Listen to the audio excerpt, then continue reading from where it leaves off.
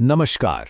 आज की 20 मई 2026 एक ऐसा दिन जिसने हमें चरम मौसम की मार से लेकर तकनीकी दुनिया की शानदार प्रगति तक बहुत कुछ दिखाया है। आज हम दिन भर की चलिए शुरू करते हैं।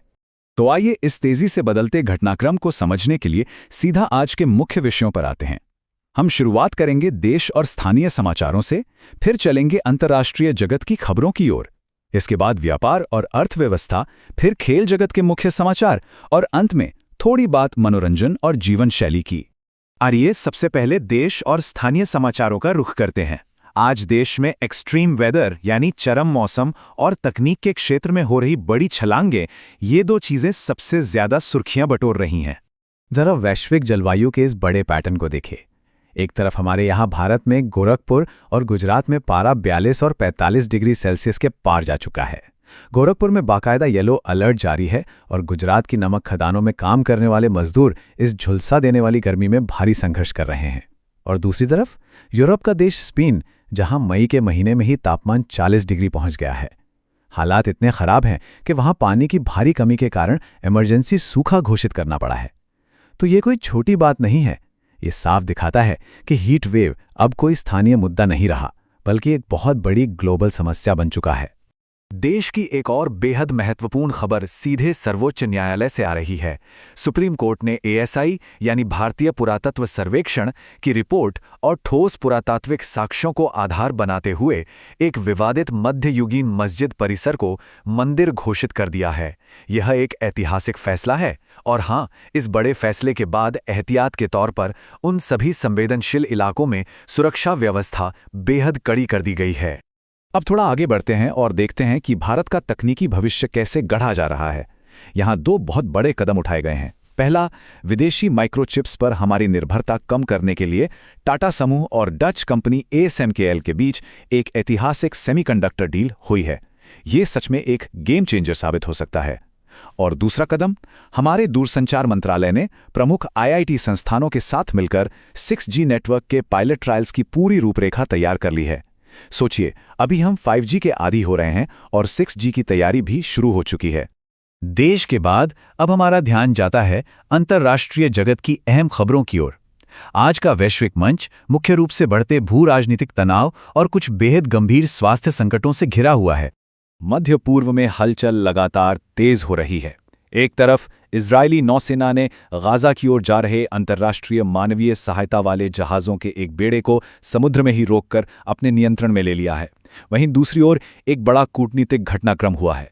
अमेरिकी राष्ट्रपति डोनाल्ड ट्रंप ने ईरान पर होने वाले एक सैन्य हमले को फिलहाल तो टाल दिया है, लेकिन साथ ही एक बहुत सख्त चेतावनी भी जारी कर दी है। ये दोनों ही स्थितियां बता रही हैं कि वैश्विक राजनीति इस वक्त कितनी संवेदनशील हो चुकी है। इसी बीच पूरी दुनिया के लिए एक बहुत बड़ी और गंभीर स्वास्थ्य चिंता उभर कर आई है। विश्व स्वास्थ्य संगठन यानी WHO ने कोंगो और युगांडा में तेजी से फैले इबोला वायरस के प्रकोप को public health emergency of international concern घोषित कर दिया है। इसका सीधा सा मतलब ये है कि अब पूरी दुनिया को अलर्ट पर रहना होगा। वायरस को अन्य देशों में फैलने से रोकने के लिए सभी देशों को अपनी सीमाओं पर निगरानी और अतिरिक्त सतर्कता तुरंत बढ़ानी होगी। चलिए अब सीधे व्यापार और अर्थव्यवस्था की दुनिया का रुख करते हैं। यहाँ कुछ ऐसे बड़े और ऐतिहासिक आंकड़े सामने आए हैं जो आज के पूरे फाइनेंशियल मार्केट की कहानी खुद ब खुद बयां कर देते हैं। यहाँ सबसे अहम बात है ये विशाल आंकड़ा, $100 बिलियन। दरअसल ओस्लो में हुए एक बिजनेस समिट के दौरान प्रधानमंत्री मोदी ने EFTA यानी यूरोपीय मुक्त व्यापार संघ के देशों से इसी $100 बिलियन के निवेश का बड़ा लक्ष्य रखा है। और सबसे बड़ी बात यह है कि अगर इतना भारी भरकम निवेश भारत आता है तो भविष्य में करीब 10 लाख नए रोजगार के अवसर पैदा होने की उम्मीद है। ये सच में एक बहुत बड़ा कदम है। ग्रोथ का एक और शानदार आंकड़ा देखिए, 1142.8 करोड़ रुपए। ये कोई मामूली रकम नहीं है। Digital service provider company BLS services के लिए ये एक रिकॉर्ड तोड़ रेवेन्यू है। सोचिए, वित्त वर्ष 2025-26 में इस कंपनी की आय में सीधे 109.7% का भारी उछाल आया है। ये आंकड़ा साफ तौर पर दिखाता है कि हमारे देश में डिजिटल सेवाओं की मांग किस रॉकेट की स्पीड से बढ़ रही है। अगर आज के मार्केट का एक त्वरित सारांश देखें तो स्थिति काफी दिलचस्प है। पूरी दुनिया में छाई अनिश्चितता के चलते निवेशक सेफ ऑप्शन ढूंढ रहे हैं, इसीलिए सोने और चांदी की कीमतें रिकॉर्ड ऊंचाई को छू रही हैं। वहीं शेयर बाजार की बात करें तो मजबूत फंडामेंटल के दम पर बजाज फिनसर्व और टाटा एलेक्सी जैसे शेयर्स निवेशकों की बाय लिस्ट में सबसे ऊपर हैं। लेकिन इन सब के बीच आम आदमी के लिए सबसे राहत की बात यह है कि घरेलू एलपीजी सिलेंडर की कीमतों में कटौती की घोषणा कर दी गई है। महंगाई के इस दौर में मिडिल क्लास के लिए ये एक बहुत ही जरूरी राहत है। चलिए अपनी गति को थोड़ा और बढ़ाते हैं और सीधा खेल जगत के मुख्य समाचारों की ओर चलते हैं, जहां आज ऐतिहासिक जीत से लेकर कोर्ट कचहरी की लड़ाइयां तक सुर्खियों में छाई हुई हैं। खेल के मैदान से आज 3 बिल्कुल अलग अलग और बड़ी खबरें हैं। शुरुआत करते हैं शतरंज से, जहां भारत के युवा ग्रैंड मास्टर आर प्रज्ञानंद ने सुपर क्लासिक टूर्नामेंट में अपना शानदार खेल दिखाते हुए दिग्गज खिलाड़ी वेस्ली सो को ड्रॉ पर रोक दिया। उधर कुश्ती के अखाड़े से बाहर एक कानूनी लड़ाई चल रही थी। दिल्ली हाईकोर्ट ने पहलवान विनेश फोगाट की एशियन गेम्स ट्रायल्स में डायरेक्ट एंट्री की मांग को खारिज कर दिया है, ये कहते हुए कि खेलों के चयन में न्यायपालिका का दखल देना सही नहीं है।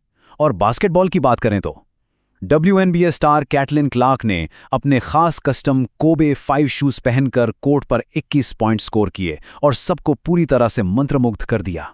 और गोल्फ की दुनिया से भी एक बेहद बड़ात्मक और ऐतिहासिक खबर आई है। भारतीय मूल के गोल्फर एरॉन राय ने इतिहास रच दिया है। उन्होंने अपने करियर का सबसे पहला PGA चैंपियनशिप खिताब जीत लिया है। और दिलचस्प बात यह है कि इस बड़ी जीत और इनामी राशि के साथ साथ एरॉन और उनकी पत्नी दोनों ही इस समय सोशल मीडिया पर जबरदस्त तरीके से ट्रेंड कर रहे हैं। अब हम आज के अपने अंतिम खंड में प्रवेश कर रहे हैं, मनोरंजन और जीवन शैली। यहाँ हम देखेंगे कि कैसे आज की दुनिया में संस्कृति, सस्टेनेबल फैशन और तकनीक का एक बेहतरीन संगम हो रहा है। पॉप कल्चर की दुनिया की ये झलकियां सच में कमाल की हैं। सबसे पहले कान फिल्म फेस्टिवल की बात करें तो हमारी भारतीय अभिनेत्रियां वहां खादी और सिल्क से बने बेहद खूबसूरत सस्टेनेबल फ्यूजन गाउन्स में पूरी तरह छाई हुई हैं। ये पर्यावरण जागरूकता और बेहतरीन फैशन का क्या कमाल का कॉम्बिनेशन है। वहीं हॉलीवुड से खबर है कि पॉप आइकन टेलर स्विफ्ट को ट्रैविस केल्स से $1.25 लाख का एक शानदार कस्टम गिफ्ट मिला है।